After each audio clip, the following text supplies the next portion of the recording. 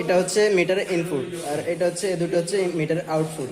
আমরা এখান থেকে মিটার থেকে আউটপুট বের করে সার্কিট ব্রেকারের ইনপুটে ঢুকালাম। হ্যাঁ,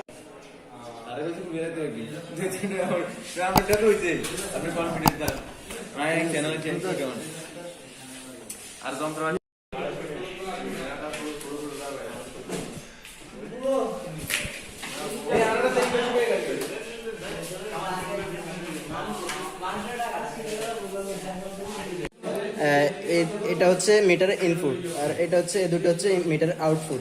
আমরা এখান থেকে মিটার থেকে আউটপুট বের করে সার্কিট ব্রেকারের ইনপুটে ঢুকালাম। হ্যাঁ, তারপর এখান দিয়ে আউটপুট বাইরে হলো, বাইরে আমাদের এখানে যে সুইচ বোর্ড, এই সুইচ বোর্ডে ইনপুট ঢুকলো।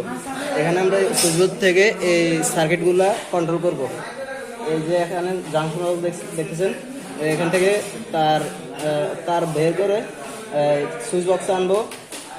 এরকম তিনটা থেকে আনবো, এনে তারপরে এখানে আমরা সুইচ বক্স থেকে আমরা